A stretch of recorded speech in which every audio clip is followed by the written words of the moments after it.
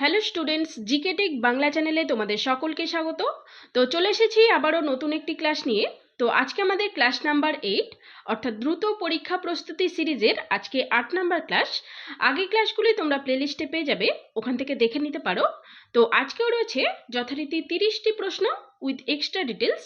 তো ক্লাসটি তোমরা প্রথম থেকে শেষ পর্যন্ত দেখতে থাকো এবং চ্যানেলে নতুন হয়ে থাকলে চ্যানেলটিকে সাবস্ক্রাইব করে নাও নতুন নতুন ক্লাস এবং জব আপডেট পেতে। তো চলো আজকে ক্লাসটি শুরু করি। আজকের প্রথম প্রশ্ন দেখো, পারনিসিয়াস অ্যানিমিয়া হয় কোন ভিটামিনের অভাবজনিত কারণে? তো সঠিক উত্তর হয়ে যাবে অপশন সি, ভিটামিন B12 এর অভাবজনিত কারণে এই পারনিসিয়াস অ্যানিমিয়াটি হয়ে থাকে। এক্সট্রা ডিটেলস দেখো, এই ভিটামিনের রাসায়নিক নাম, অর্থাৎ এই ভিটামিন B12 এর রাসায়নিক নাম হলো সায়ানোকোবালামিন, মনে রাখবে। এছাড়াও দেখো, এই ভিটামিনটি লোহিত রক্তকণিকা উৎপাদনের জন্য ব্যবহৃত হয়।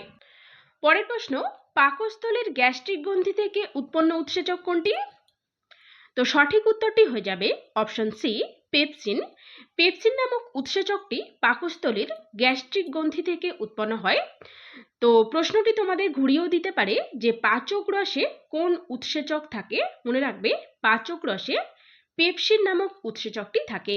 তো প্রশ্ন ঘুরিয়ে দিলে নিশ্চয়ই করতে পারবে তোমরা উত্তর। এছাড়াও আরেকটি প্রশ্ন, ভেরি ভেরি ইম্পর্টেন্ট প্রশ্ন, তোমাদের বারবার পরীক্ষায় আসতে দেখা গেছে। তোমাদের অনেক সময় জিজ্ঞাসা করা হয় লালারসে উৎপন্ন উৎসেচক কোনটি, বা লালারসে কোন উৎসেচকটি থাকে? মনে রাখবে, লালারসে থাকে অ্যামাইলেজ। অ্যামাইলেজ নামক উৎসেচকটি লালারসে উপস্থিত থাকে। এছাড়াও দেখো এক্সট্রা ডিটেলস, এই উৎসেচকটি প্রোটিনকে ভঙ্গ করে, অর্থাৎ এই পেপসিন নামক উৎসেচকটি প্রোটিন ভঙ্গ করে। পরের প্রশ্ন, WBNP এর পুরো নাম কি? WBNP এর পুরো নাম হলো wheat based nutrition programme, option C সঠিক উত্তর।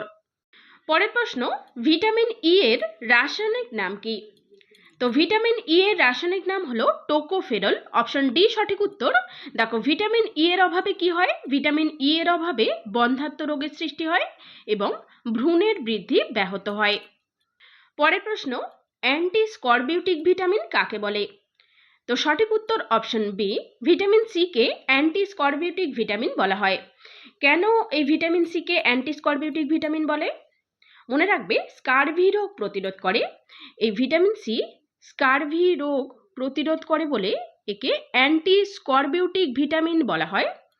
এছাড়াও দেখো, এই ভিটামিন সি এর রাসায়নিক নাম হলো অ্যাসকর্বিক অ্যাসিড। অ্যাসকর্বিক অ্যাসিড এর রাসায়নিক নাম, এবং ভিটামিন সি রান্না করলে নষ্ট হয়ে যায়। এই পয়েন্টটি অবশ্যই মনে রাখবে, এটি ভেরি ভেরি ইম্পর্টেন্ট পয়েন্ট। তোমাদের প্রশ্ন আসে কোন ভিটামিন অধিক তাপে বা রান্না করলে নষ্ট হয়ে যায়? মনে রাখবে, ভিটামিন সি। পরের প্রশ্ন, নিচের কোনটির গঠনের জন্য আয়রন একটি অপরিহার্য উপাদান? সঠিক উত্তর হয়ে যাবে অপশন এ, হিমোগ্লোবিনের গঠনে আয়রন একটি অপরিহার্য উপাদান।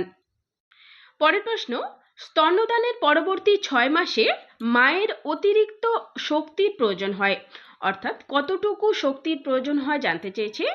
তো সঠিক উত্তর হয়ে যাবে অপশন সি, দেখো 400 কিলোক্যালোরি পার ডে, অর্থাৎ প্রতিদিন 400 কিলোক্যালোরির প্রয়োজন হয়। দেখো, প্রথম মাসে অতিরিক্ত 550 কিলোক্যালোরির প্রয়োজন হয় এবং স্তন্যদানের পরবর্তী 6 মাসে অতিরিক্ত 400 কিলোক্যালোরির প্রয়োজন হয়, মনে রেখো। পরের প্রশ্ন, নিচের কোনটিকে বৃদ্ধি প্রতিরোধক হরমোন বলা হয়? বৃদ্ধি প্রতিরোধক হরমোন, অর্থাৎ বৃদ্ধি ব্যাহত করে। সঠিক উত্তর অপশন এ, সোমাটোস্ট্যাটিন হরমোন এটি বৃদ্ধি প্রতিরোধক হরমোন। পরের প্রশ্ন, কোন জাতীয় খাদ্যের ক্যালোরির মান সবচেয়ে বেশি হয়? সঠিক উত্তর অপশন বি, ফ্যাট। পরের প্রশ্ন, গর্ভাবস্থার প্রথম পর্যায়ে কোন টিকা দেওয়া হয়? ভিডিও সেশনটি ভালো লাগলে একটি লাইক করে দাও এবং বন্ধুদের মাঝে শেয়ার করে দাও। তো দেখো, সঠিক উত্তরটি হয়ে যাবে টিটেনাস এবং টিডি টিকা। তো অপশন বি সঠিক উত্তর। পরের প্রশ্ন, যেসব উদ্ভিদ বরফের উপর জন্মায় তাদের কি বলে? ক্রায়োফাইট, জেরোফাইট, হ্যালোফাইট নাকি হেলিওফাইট? তো সঠিক উত্তর অপশন এ, ক্রায়োফাইট বলা হয়। বরফের উপর জন্মানো উদ্ভিদদের ক্রায়োফাইট বলা হয়। জেরোফাইট কাকে বলে? জেরোফাইট হলো মরুভূমিতে জন্মানো উদ্ভিদদের বলা হয়। হ্যালোফাইট লবণাক্ত জলে জন্মানো উদ্ভিদদের বলা হয় এবং হেলিওফাইট বলা হয় পূর্ণ সূর্যালোকে বেড়ে ওঠা উদ্ভিদদের। পরের প্রশ্ন, নিম্নোক্ত কোন পদার্থটি জলে দিলে তাপ উৎপন্ন করে? তো সঠিক উত্তর অপশন সি, কলি চুন। এটি জলে দিলে তাপ উৎপন্ন হয়। দেখো, শুষ্ক চুন জলে ভিজিয়ে রাখলে তা জল শোষণ করে এবং কলি চুন বা ক্যালসিয়াম হাইড্রোক্সাইডে পরিণত হয়। এছাড়াও দেখো, এই কলি চুন তাপমোচী বিক্রিয়ায় প্রচুর তাপ উৎপন্ন করে। পরের প্রশ্ন, ল্যাকোনিক এর বাংলা অর্থ কি? তো ল্যাকোনিকের বাংলা অর্থ হলো সংক্ষিপ্ত। অপশন এ সঠিক উত্তর। পরের প্রশ্ন, সত্য সুন্দর দাস কার ছদ্মনাম? সত্য সুন্দর দাস, তো এটি হলো মোহিতলাল মজুমদারের ছদ্মনাম। অপশন এ সঠিক উত্তর। এছাড়াও দেখো, মহাশ্বেতা দেবীর ছদ্মনাম সুমিত্রা দেবী, রাজশেখর বসুর ছদ্মনাম পরশুরাম এবং প্যারীচাঁদ মিত্রের ছদ্মনাম টেকচাঁদ ঠাকুর। মনে রাখবে। পরের প্রশ্ন দেখো, পালস পোলিও টিকাকরণের মুখ্য উদ্দেশ্য নিম্নোক্ত কোনটি? সঠিক উত্তর অপশন সি, পৃথিবী থেকে পোলিও রোগ সম্পূর্ণ নিষ্ক্রিয় করাই হলো পালস পোলিও টিকাকরণের মুখ্য উদ্দেশ্য। পরের প্রশ্ন, তড়িৎ প্রবাহের একক কি? সঠিক উত্তর অপশন এ, অ্যাম্পিয়ার। অ্যাম্পিয়ার হলো তড়িৎ প্রবাহের একক। দেখো, তড়িৎ প্রবাহের এসআই একক হলো অ্যাম্পিয়ার এবং তড়িৎ ক্ষমতার একক মনে রাখবে ওয়াট। পরের প্রশ্ন, ভারতের পরিবেশ সংক্রান্ত আইন কত সালে চালু হয়? ভেরি ভেরি ইম্পর্টেন্ট প্রশ্ন এটি। তো দেখো, সঠিক উত্তর অপশন বি, 1986 সালে পরিবেশ সংক্রান্ত আইনটি চালু হয়েছিল। দেখো, ভারতীয় সংসদ দ্বারা পরিবেশ সুরক্ষা আইনটি 1986 সালে পাশ হয়েছিল। 1986 সালের 19শে ডিসেম্বর থেকে এই আইনটি চালু হয়েছিল। মনে রাখবে, 19শে ডিসেম্বর থেকে এই আইনটি চালু হয়। এছাড়াও দেখো, ভারতীয় পরিবেশ সংক্রান্ত আইন সংবিধানের 253 নম্বর ধারার অন্তর্ভুক্ত। পরের প্রশ্ন, ভারতীয় সংবিধানের জনক কাকে বলা হয়? এটিও ভেরি ভেরি ইম্পর্টেন্ট প্রশ্ন। তো সঠিক উত্তর অপশন সি, বি আর আম্বেদকরকে ভারতীয় সংবিধানের জনক বলা হয়। এক্সট্রা ডিটেলস দেখো, বি আর আম্বেদকর ছিলেন ভারতীয় সংবিধানের খসড়া কমিটির চেয়ারম্যান। ভারতীয় সংবিধান গৃহীত হয়েছিল মনে রাখবে 1949 সালের 26শে নভেম্বর এবং কার্যকরী হয়েছিল 1950 সালের 26শে জানুয়ারি। ভেরি ভেরি ইম্পর্টেন্ট পয়েন্ট এগুলি, অবশ্যই মনে রাখবে তোমরা। পরের প্রশ্ন, পুচ্ছ ও ফ্লিপার কোন প্রাণীর গমনাঙ্গ? তো পুচ্ছ ও ফ্লিপার এটি তিমির গমনাঙ্গ। এগুলি তিমির গমনাঙ্গ। অপশন সি সঠিক উত্তর। দেখো, তিমির শ্বাসঙ্গের নাম কি? তিমির শ্বাসঙ্গ হলো ফুসফুস। এছাড়াও দেখো, ব্যাঙের গমনাঙ্গ পা, চিংড়ির গমনাঙ্গ প্লিওপড এবং হাইড্রার গমনাঙ্গ হলো কর্ষিকা। পরের প্রশ্ন, কৃত্রিমভাবে ফল পাকাতে কোন রাসায়নিকটি ব্যবহার করা হয়? তো সঠিক উত্তর অপশন সি, ক্যালসিয়াম কার্বাইড। এটি কৃত্রিমভাবে ফল পাকাতে ব্যবহৃত হয়।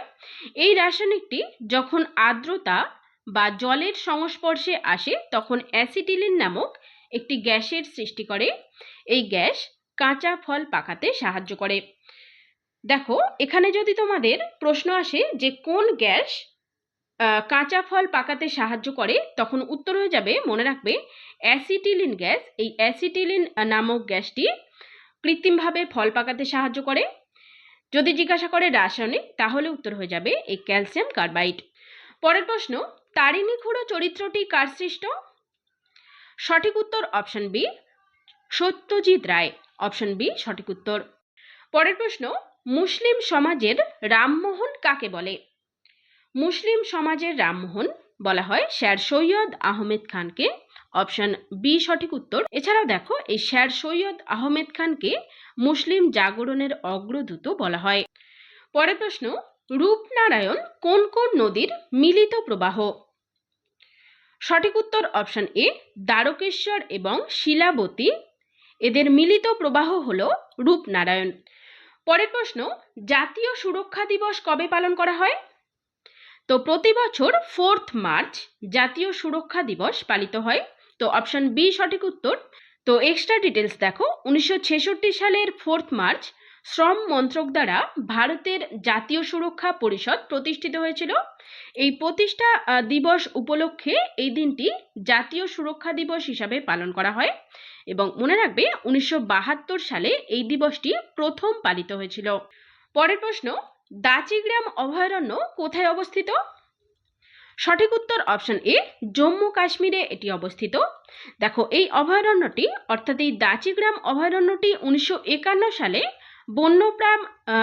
বন্যপ্রাণ অভয়ারণ্য হিসাবে ঘোষিত হয়েছিল। এছাড়াও দেখো 1981 সালে এটিকে জাতীয় উদ্যানের মর্যাদা দেওয়া হয়েছিল। পরের প্রশ্ন, সবচেয়ে হালকা ধাতু কোনটি?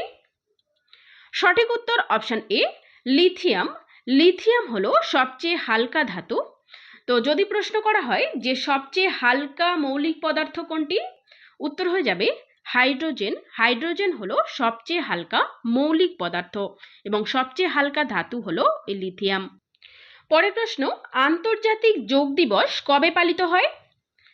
তো সঠিক উত্তর অপশন সি, 21শে জুন। প্রতি বছর 21শে জুন এই তারিখটিতে আন্তর্জাতিক যোগ দিবস পালিত হয়। দেখো, 2014 সালের 11ই ডিসেম্বর সম্মিলিত জাতিপুঞ্জ এই দিনটি ঘোষণা করেছিল, অর্থাৎ এই আন্তর্জাতিক যোগ দিবস দিনটি সম্মিলিত জাতিপুঞ্জ ঘোষণা করেছিল। এছাড়াও দেখো 2023 সালের থিম, অর্থাৎ আন্তর্জাতিক যোগ দিবস 2023 সালে যে 21শে জুন পালিত হয়েছিল তার একটি থিম ছিল বসুধৈব কুটুম্বকমের জন্য যোগ। পরের প্রশ্ন, পশ্চিমবঙ্গ রাজ্যের জাতীয় ফুল কোনটি? সঠিক উত্তর অপশন বি, শিউলি হলো পশ্চিমবঙ্গ রাজ্যের জাতীয় ফুল। এছাড়াও জেনে রাখো, পশ্চিমবঙ্গ রাজ্যের জাতীয় গাছ হলো ছাতিম, জাতীয় পাখি হলো মাছরাঙা, সাদা গলা মাছরাঙা, এবং জাতীয় পশু হলো মেছো বিড়াল, আর জাতীয় গান হলো বাংলার মাটি বাংলার জল। পরের প্রশ্ন, বিশ্ব স্বাস্থ্য সংস্থা কবে প্রতিষ্ঠিত হয়? বিশ্ব স্বাস্থ্য সংস্থা বা ওয়ার্ল্ড হেলথ অর্গানাইজেশন বা হু প্রতিষ্ঠিত হয়েছিল 1948 সালের 7ই এপ্রিল। অপশন বি সঠিক উত্তর। পরের প্রশ্ন এবং আজকের শেষ প্রশ্ন দেখো, ভারতের কোন রাজ্যে সর্বাধিক পাটকল অবস্থিত? তো খুবই সহজ প্রশ্ন, সঠিক উত্তর হয়ে যাবে অপশন ডি, পশ্চিমবঙ্গ।